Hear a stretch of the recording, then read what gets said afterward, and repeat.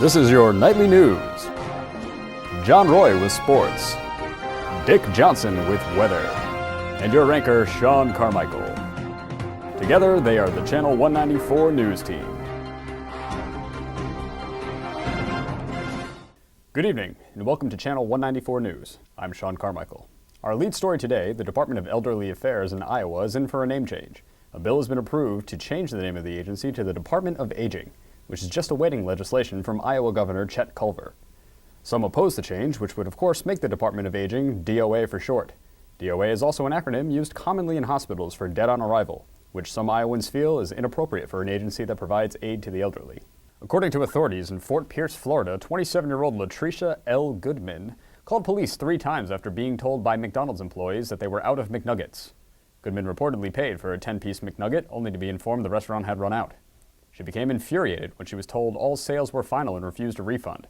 The employees did offer her a larger portion of a different menu item for the same price, however.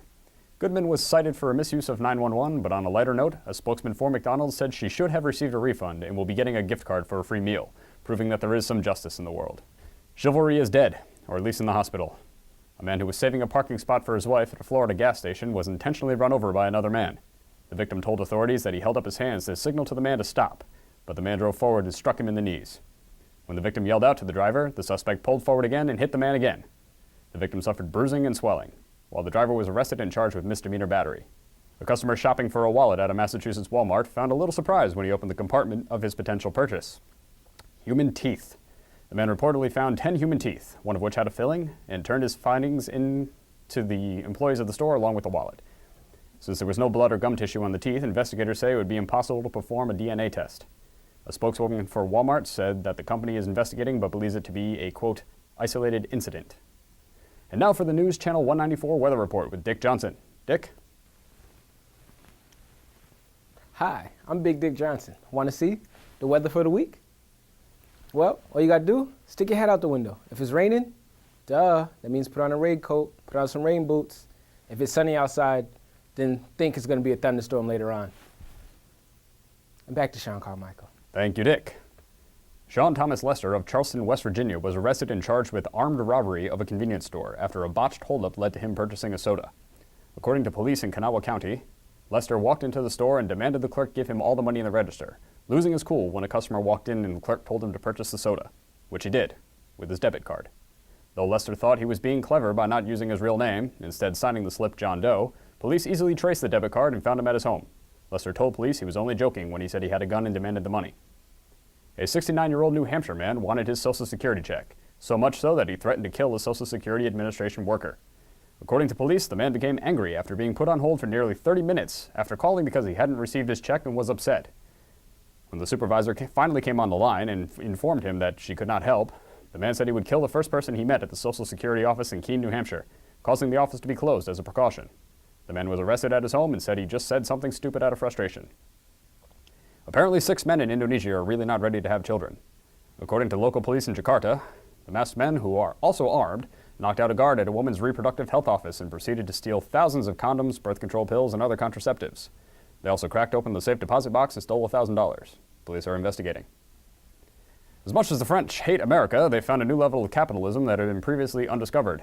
A new website, www.faitmesdevoirs.com, which translates to Do My Homework, allows children to pay older students to do their homework for them, ranging from simple math equations for €5 to a full end-of-the-year presentation complete with speaking notes and slides for about €80. School teachers are outraged, saying that students need to learn for themselves and that this will defeat the purpose of education, turning them all into consumers instead of learners. You own a mid-90s Ford Escort? Well, it might just get set on fire. We'll tell you why after the break.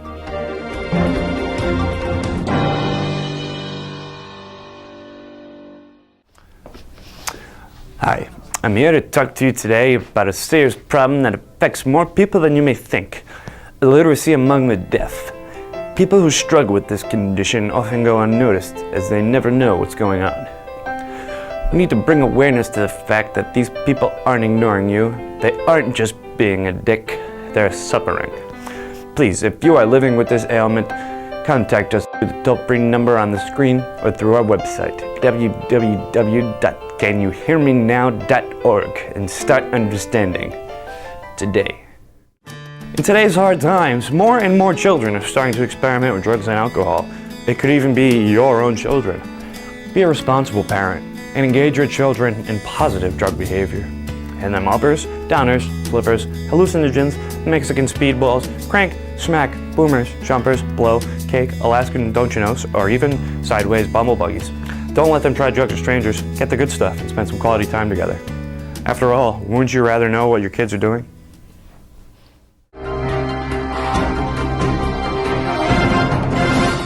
Welcome back. The Hartford Union High School basketball team of Hartford, Wisconsin will be without a few players in the coming weeks. For the second time in 3 months, police and school officials are investigating an incident in which a student urinated in another student's beverage before they took a sip.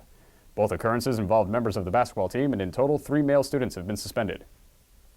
No one will accuse a 90s Ford Escort of being a great car, but a citizen of Medford, Oregon apparently has a real problem with them. A string of arsons have occurred, all involving mid-1990s green Ford Escorts. 2 were completely destroyed after someone broke a window, poured in a flammable liquid, and set them ablaze. A third recently uncovered case from February 2nd, a 1992 Ford Escort was damaged by a plastic container filled with flammable liquid placed next to the tire. Police Sergeant Mike Boudreau told the Mail Tribune newspaper, "I think this person really doesn't like Ford Escorts." Memphis, Tennessee recently had a problem with drunks getting into accidents. Though instead of bar patrons getting behind the wheel while intoxicated, it was local birds. The birds were becoming drunk after eating fermented holly berries from nearby trees. Recent fluctuations in weather caused the fermentation, and the birds began flying intoxicated, many of whom were found dead after crashing into buildings. Health officials say they don't know how many birds were affected. A 40-year-old man in Chula Vista, California was arrested when he showed up to take a police entrance exam. Romeo Montiano, a suspect in a December 8th robbery of a Kmart, was identified when he signed up for the February police department exam. While being taken into custody, Montiano asked if he would still be able to take the test. He's currently being held on $110,000 bail. Now we're going to toss it over to John Roy with the Nightly Sports Report. Hi, I'm John Roy, and tonight we start off with one of America's most hard-hitting sports. That's right, we're talking about Pee Wee's flag footballs. The Chiefs square off against the Vikings and battle out in overtime. Final score, 0-6. The Chiefs won the game when the Vikings quarterback ran the ball 65 yards backwards into their own end zone. Next up, NASCAR 2009. Nothing says exciting and different like dozens of cars that go the same speed following each other for hours on end in a circle. This clip is my prediction of what will happen this season. Not much. Busch going to try and come along. Ooh, Busch gets a little bit loose. He's got his teammate behind him in the 12, Ryan Newman. Kyle Busch didn't want to see that, I'm going to tell you that.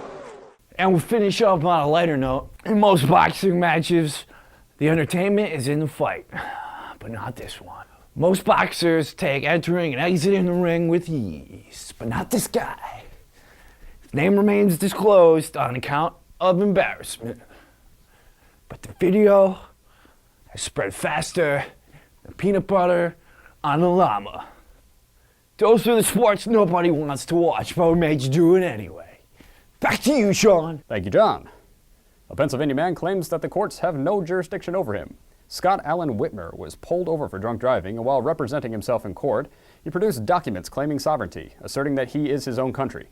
Whitmer, age 44, believes the police have no right to pull him over because he, quote, lives inside himself, not in Pennsylvania. A Northampton County judge ruled that he is not to be released until he's passed a mental exam.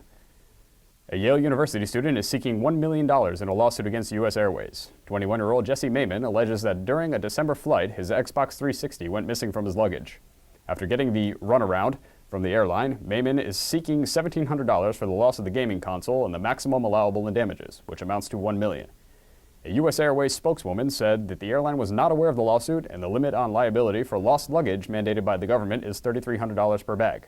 A pet store in northeastern Philadelphia was expecting a shipment of tropical fish and salt water. Instead, it got the corpse of a 65-year-old San Diego man. The man, who died of early-onset Alzheimer's, was being shipped to a research laboratory some 70 miles away.